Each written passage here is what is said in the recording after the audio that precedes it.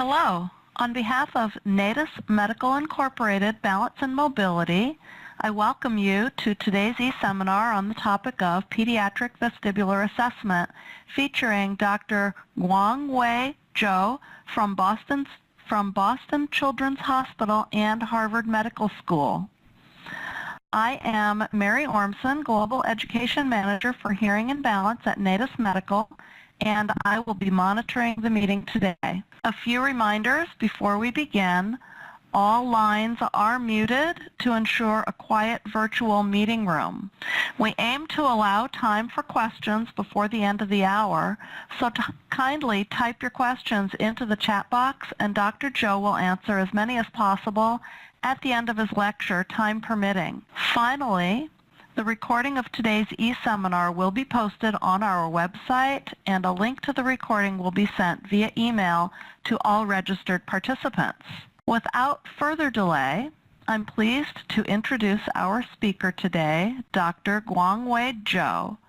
He is the Clinical Director of the Balance and Vestibular Program in Boston Children's Hospital at Waltham and a faculty member in otolaryngology, Harvard Medical School. His clinical focus is assessment of balance and vestibular dysfunction in children. Dr. Zhou has published over 24 peer-reviewed papers in the field of otology and audiology, and he's known for his research work on auditory and vestibular disorders nationally and internationally. Prior to obtaining his Doctor of Science degree in audiology, Dr. Zhou attained a medical degree from Beijing Medical University. He completed his residency and research fellow training in audiology. I will now turn the presentation over to Dr. Zhou. All right. Thank you, Mary, for the introduction. And I appreciate Neurocom gave me this opportunity to share our clinical experience in evaluation of children with balance and vestibular problem. So why is identification of balance and vestibular loss in young children so important? And this is something that is not that popular in terms of literature report. In fact, if you read the previous published literature in terms of how often you see, and they will say probably less than 1%. But if it's a children with a hearing loss, that rate is going to go higher. And according to a recent NIH study, they are saying more than 1 in every 20 U.S. children may have dizzy and balance disorder. If you do the math, that's translate up over 3 million U.S. children between the age of 3 and 17 may have a dizziness and balance problem. And that number is huge. It's not people don't recognize the issue. The thing is, most people don't recognize what's the significance of this deficit until a school age. So all of a sudden, kids like fall and hit on the head, risk of all kind of injuries, and that's a big problem. So it is important to early diagnose these people so we can do something about it and give a better outcome. Another thing is we should, professionals like us, should educate people, improve the awareness of balance disorder in young children so we have a better service down the road. Let me briefly introduce our program. And our program is created to provide comprehensive balance vestibular evaluation and clinical care for young children. We have pediatric otolaryngologists on board who specialize in balance vestibular disorder. We have audiologists, obviously. We also have a clinical assistant to help out our testing. We do not have OT or PT in our, but we are very close to our colleague, and so every time we need help or we need their service, we'll move it over right away. We also have other collaborating medical specialists like a neurologist, ophthalmologist, and we do have the most cutting-edge equipment and technology in our lab. So we are a specialized clinic dedicated to pediatric patients with balance and vestibular disorder. We do medical evaluation, we do lab testing in one place. So that will minimize the inconvenience to people come in. Before we talk about it still, I'm just going to give a brief review about the vestibular system. I call it simplified because it's important to review this before we go on the individual testing. On the peripheral side, we have semicircular canal and 3 on each side. We also have 2 odorless organs, the saccule and the utricle. And we have 2 branches of the vestibular nerve, inferior and the superior branch. On the central side, and the most important structure is the vestibular nuclei in the brainstem. And cerebellum also play a major role. When you go up further, in the thalamus and cerebral cortex. And all these systems that receive the information, they also have output by the vestibulo-ocular reflex and the vestibular spinal reflex. In terms of balance, we have 3 major sensory systems play a role: visual, somatosensory, and vestibular. So you need all 3 things working together to maintain good balance. For anybody dealing with this population, we know it's a challenge to evaluate young children with a vestibular and balance complaint. And age is the wild card. What I mean is, it depends on the age of the patient, and you can decide what tests and what kind of outcome you may have. And there's a maturation factor you have to consider, and there's an age-appropriate test for each population. There's certain tests you cannot do if it's too young. And even with available tests, and you may have to alternate your approach, your protocol in terms of clinical testing. And of course, you have to have some sort of normative data in terms of explaining the outcome. And at the end, when you have these data, you have to make a sense, to make accurate interpretation of your result. So maturation of the vestibular balance system is important in terms of evaluation. You must know what is going on at a different age. So the vestibular system is the first sensory system to develop, and they are the first cranial nerve to complete myelination, and they usually become a functional at the age of 8th or the 9th month of a pregnancy.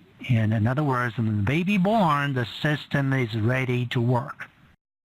However, this system by no means is mature. They actually continue well into the preschool age and complete the maturation right around the puberty.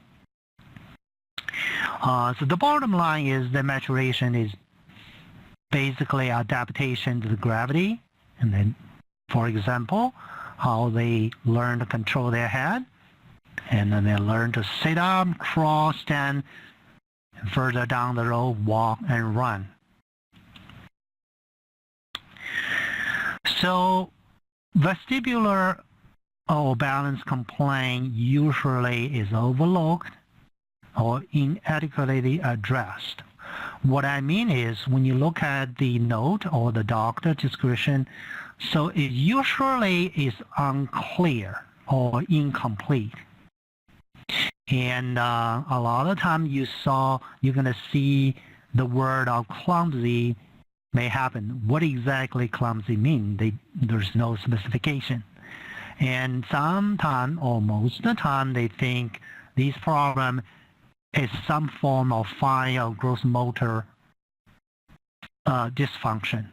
That could be true or may not. And most people, especially pediatricians, like to say, oh, that will improve when they're getting old. And in some cases, it's fine. In others, not necessarily true. If there's some description, there's a lack of detail. So that's our frustration in the past. What are the signs of balance problem in young children? And the first thing first is afraid of move. And most of the time they will grab your hand and are afraid to move. Of course, clumsiness is another sign. Frequent fall, loss of posture control, obviously, is a concern. When they're getting older, difficulty with walking, moving in the dark. And there's another sign that most people don't pay attention is periodically nausea and vomiting. They cannot figure out why. So give you a feel the actual complaint from our patient, or you may hear, and from your patient as well. And so if they are older enough, they are verbal, and they tell, oh, I'm dizzy, and with or without headaches. And if sometimes they give you more specific, the room is spinning, or arm spinning, or my vision become blurry. And if they don't have spinning, or they have this tilting sensation, or they cannot walk straight, obviously they are trip and fall. Motion sickness is another common complaint. I will present this, what I call a major milestone associated with balance and vestibular function. So the reason is important to remember, just give you an idea when you start to ask history and all these, and you immediately can recognize what the issue might be. For example, as young as age 3, they should able to hold their head steady. In the age of 6 months, they can sit by themselves, and by 9 months, they can crawl, they can turn, they can try to grab something to stand up. And normally at age 12 months, they can start walk independently. By the 18 months, they start to run, and if they get mad, they can throw their toys around. By age 24 months, they usually can walk up and downstairs without help. So these are general concerns on pediatric vestibular issues. So if a child with vestibular deficit, they rarely walk before the age of 18 months. So if children have vestibular deficit, they usually rely on the visual or somatosensory system for compensation. For young children, specifically from 18 months to 3-year-old, more depend upon visual cues rather than the vestibular function for maintain balance.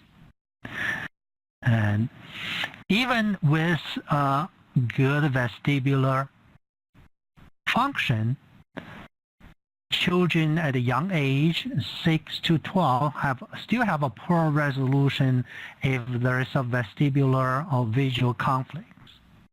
So bear in mind. So what do we do at Children's? So we provide comprehensive vestibular lab testing from ENG, VNG, rotation tests. We do caloric tests. Most of the time we use water stimulation, cervical ocular vamp, subject visual vertigo, computerized dynamic pulsography if indicated. We also have other testing such as dynamic visual acuity and video head impulse tests if necessary. And we also do other evoke potential if needed. For formal balance tests, we use the CDP and the formally access the patient posture control. And as everybody knows, have this system. They use a computerized false plate to track patient's center of gravity or patient's sway. So then they will transfer to numeric data so you can calculate. And the CDP include sensory organization tests, SOT, motor control, and adaptation tests.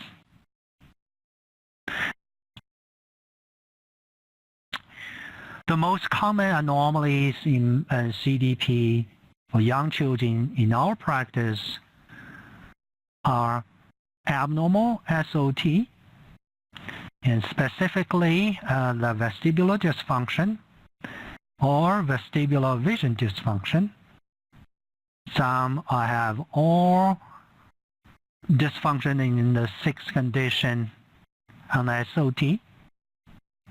Once in a while, you may have the patient result we would call aphysiological. So there's something is wrong that making no sense. So for these, you can look at the literature and to get a sense. I'm not going to talk about, I don't have the time to talk about everything here. If you have normal SOT, for young children, you may have abnormal motor control and or adaptation. So, again, age is a factor. They may have abnormal finding that may or may not there is a problem. So it depends on the age. There's a fear, there's anxiety may play a role. You may have to practice a little bit. If indeed you determine this is the real, they may indicate a central nerve system problem. What happens if the patient is too young and you cannot do the SOT? And you could use the modified clinical test of sensory interaction on balance. And it's very simple. You only have 4 conditions. And with eyes open, with eyes closed, on the firm surface and a soft surface.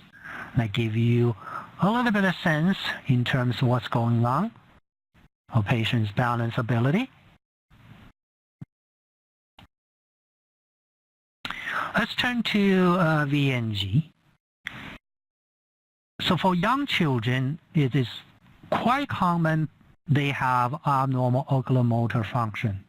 For example, the delayed latency in the saccade, or poor tracking on the pursuit.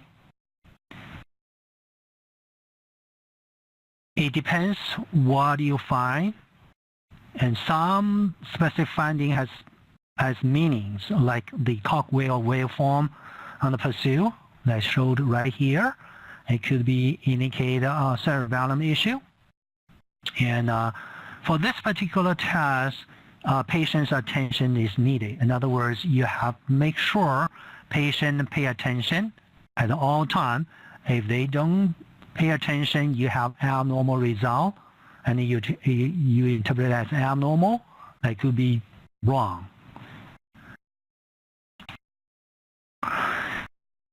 Of course, we have to pay attention to patient of nystagmus, especially the presence of the spontaneous one. And most of the time in young children, you need to pay attention if this is something congenital or acquired.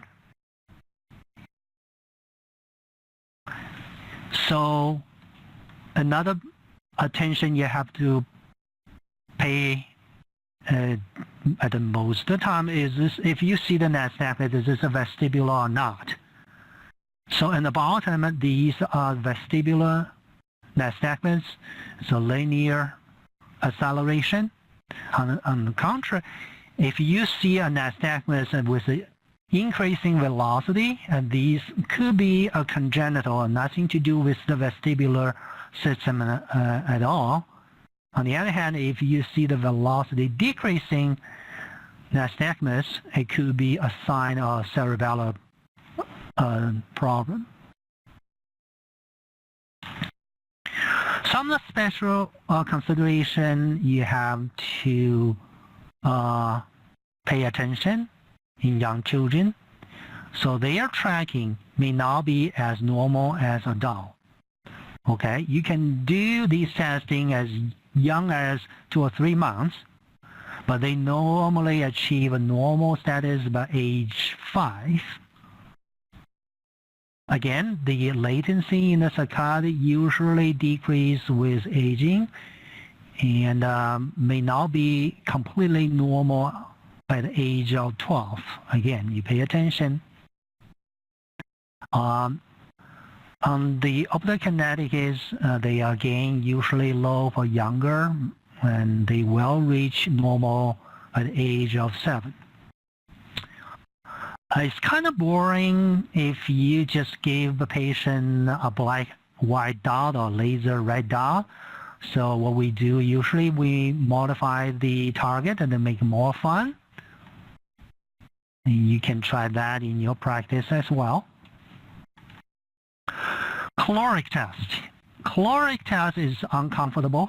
It's sometimes scary for young children. And we normally do this test at the end of evaluation. So what we're looking is unilateral weakness is pretty common in acute peripheral lesion. And if you have a bilateral loss, you have to review the history. Does the patient have some sort of history of autotoxic drug like gentamicin or chemotherapy? And if you have a bilateral loss without a good explanation, you have to think about it if your stimulation is adequate or not, especially when you use ear stimulation.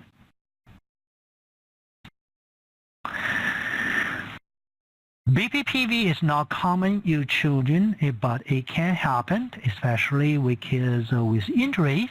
And typical posterior canal BPPV can be positive finding in distal pike. What do you see? A torsional nystagmus with beating. Sometimes you may see the interior canal BPPV or lateral canal.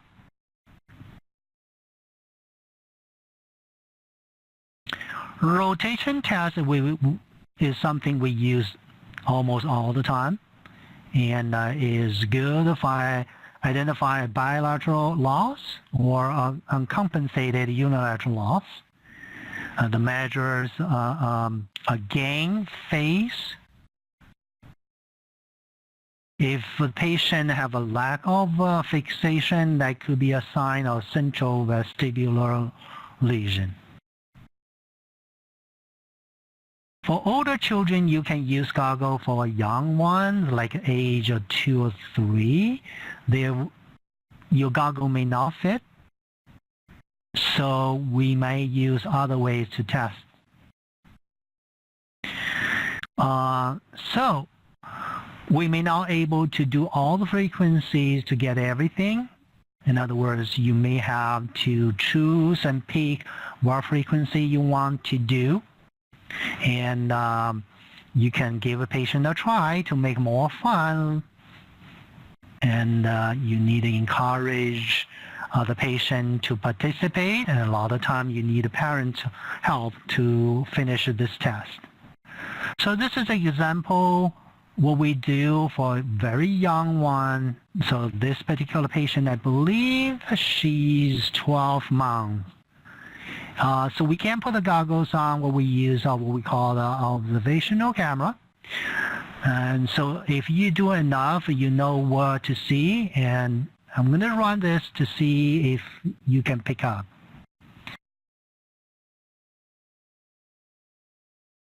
So start it. So what do you see now? Left beating nystagmus because the chair is doing the counterclockwise rotation. And so it's going to change to right beating because the chair reversed to clockwise. So when you see this, you know the patient have a reflex at the minimal. Even though you cannot quantify that, but if you run this enough, you see the symmetry or asymmetry if there is one. And you can do a fixation. The lights come on. And so you should see a reduction of the VOR. If you don't see a significant reduction, that could be a sign of central lesion.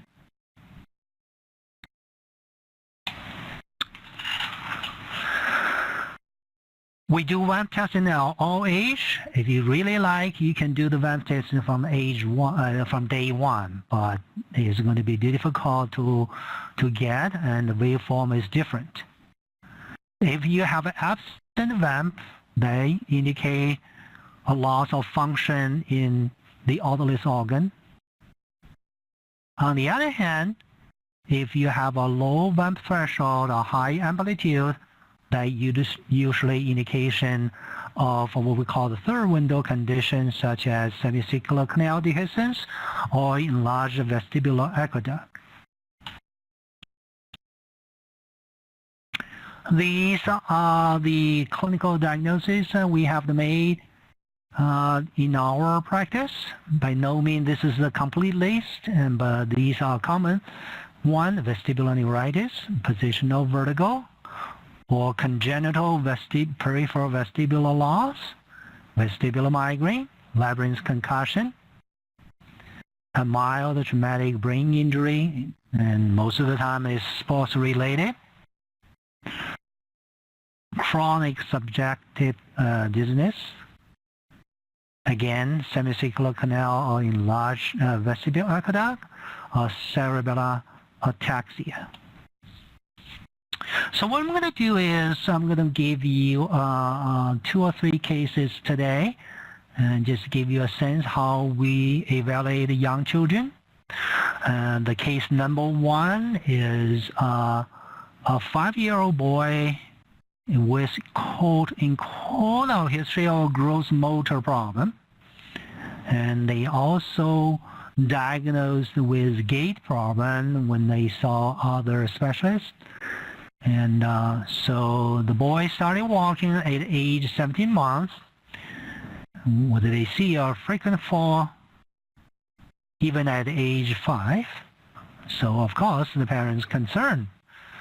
So they do have their PTOT service already. Again, this is for assumed motor delay.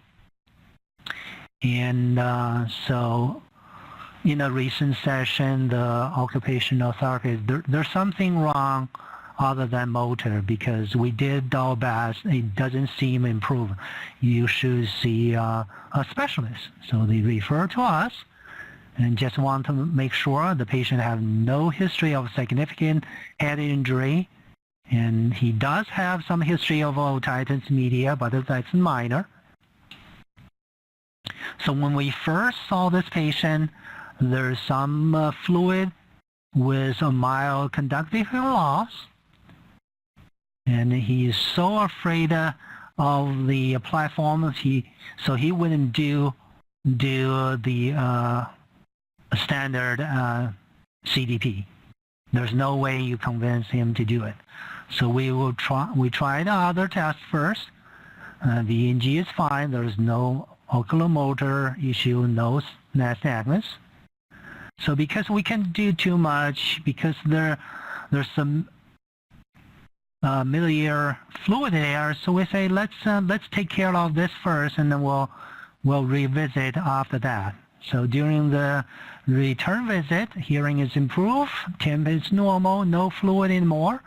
So we did a rotation test. As you can see, the gain are so low.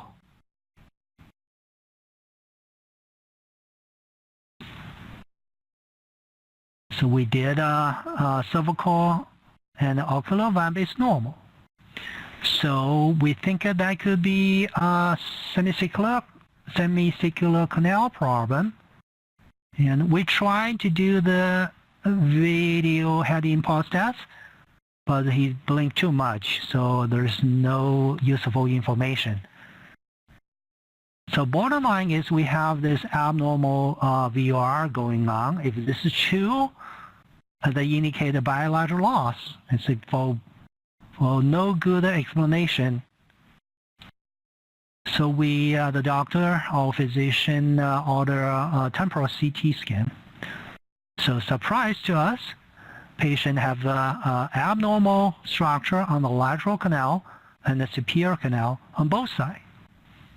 So normally you see a good defined lateral canal. This is on the left side, a normal axial CT. On the right side, you see both sides. There's no lateral canal you can identify. No wonder they can have no good response to the rotation test.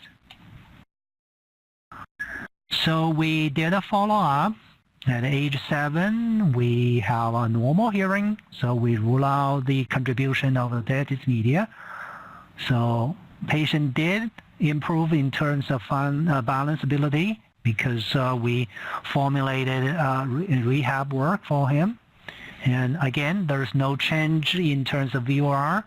And this time we are able to finish all the canals on the video head impulse test. And as you can see, it's more deficit on the left side, on the vertical canal. So the lesson we learned, do not make an assumption. I don't think this is just a motor issue. It could be more than motor. If you don't evaluate, you never know. So second case is we saw a 3-year-old boy with vertigo attack, episodic, otherwise is healthy, and he will tell you very specific spinning sensation, and he's very cute. Every time he has that, he says, wow, this is spinning going on. And the mom said, I didn't notice. There's some eye movement, crazy things happen. And of course, there's concern about his balance. And because of this issue, they already had a neurological evaluation, EEG, MRI, everything is clear. And there is a family history of migraine, but patient has no headache or otitis. And we test the hearing. Hearing is normal, no fluid, DPA, OAE is normal. So the clinical impression is benign paroxysmal vertigo at childhood is pretty common. So we learned the lesson last time. They say let's just evaluate to make sure there's no other problem. Again, normal VNG, we are only able to do on one frequency at a 0.04 Hertz, and the gain is reduced. Normal cervical vamp, we were able to finish the SOT, the patient for every single palm on the condition 5 and 6, and there's no way he can finish on the motor control and adaptation. And we also did a video head impulse test that indicated potentially there more than one semicircular canal involved. So we suspect there's a peripheral vestibular loss. Quickly, we move on to the temporal bone CT scan that we learned from the first case. So no surprise, temporal bone CT showed a bony labyrinth has some kind of diminished signal. So what that means is the labyrinth sort of ossified for whatever the reason. Most of the time is previous either viral or labyrinth infection that nobody noticed. And again, we retest the patient on the return and show a minimal response. And so this is the video head impulse test. This particular case, all the canals on both sides are involved. Reduced gain, overt, covert, saccade everywhere. So again, we send this patient for extensive balance rehab. So the last case is a child with a known Usher syndrome. In particular case, this is a type 1 with a myosin 7A mutation. And so Usher syndrome is not necessarily that rare. And so the report is over 16,000 people in the U.S.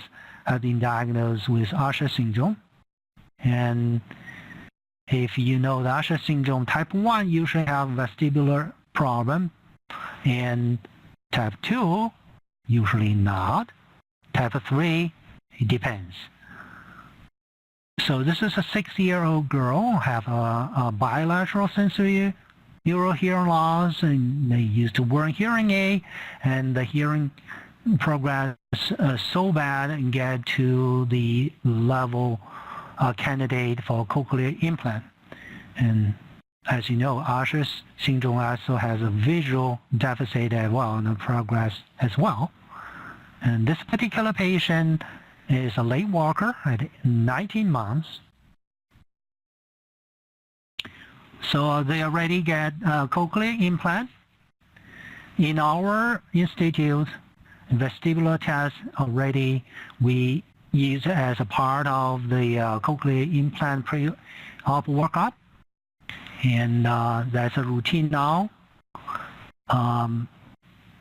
Why? Because we have a significant percentage of people have problem, and that was not recognized in the past.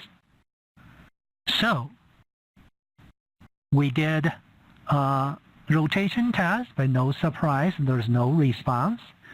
We did vamp testing, there's no vamp response, and abnormal video head impulse as well, so no surprise. Fall every time on the condition 4, 5, and 6. It's not just vestibular anymore, it also indicate visual problem. So we know the patient have vestibular loss, the visual system is involved, and you can predict the patient is going to be having problem. And so we talk about it with parents. We made a plan for post-op balance training.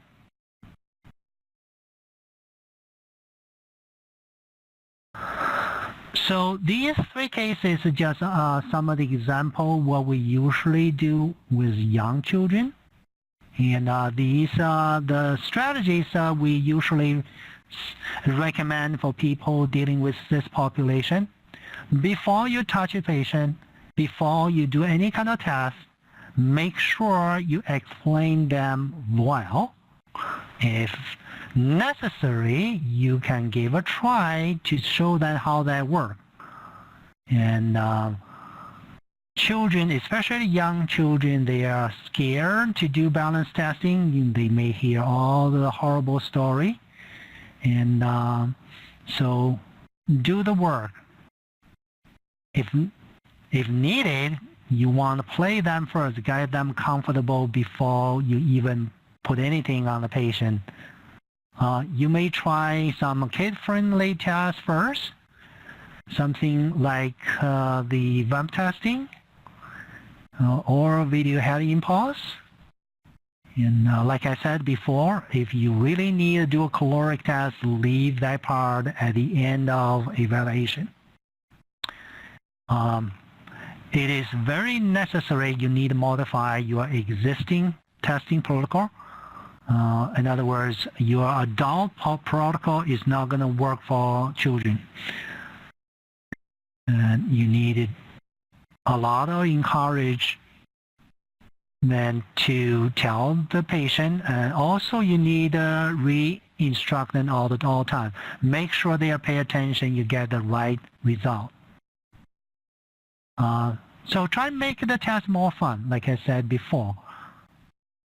Know when to end.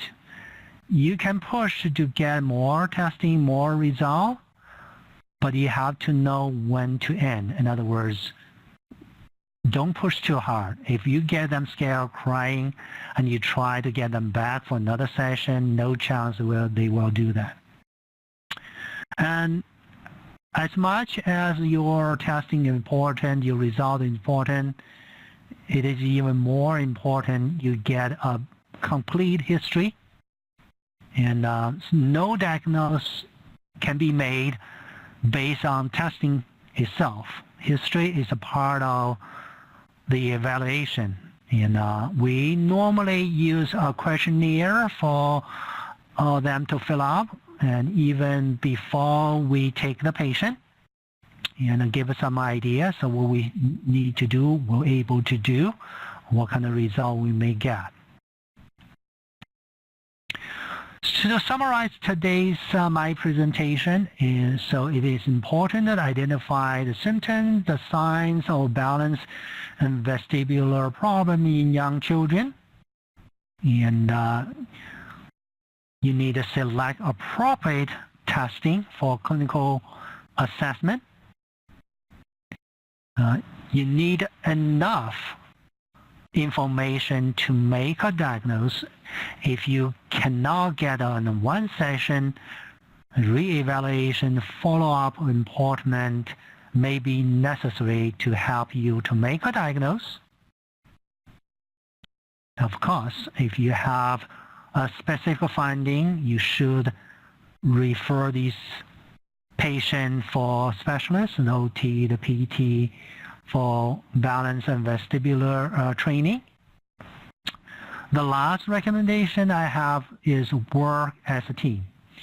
And nobody can make a diagnosis or take care of children with balance and vestibular issue by themselves. It doesn't matter you're OT or PT or audiologist, or your pediatric otolaryngologist. You cannot do yourself. So better communication, better work as a team is the best approach. And that's our experience. So this is pretty much, we have enough time for questions. And I also have my email listed here. And if you want to contact me, you're welcome to send an email at any time. So Mary, I'm going to send back this to you.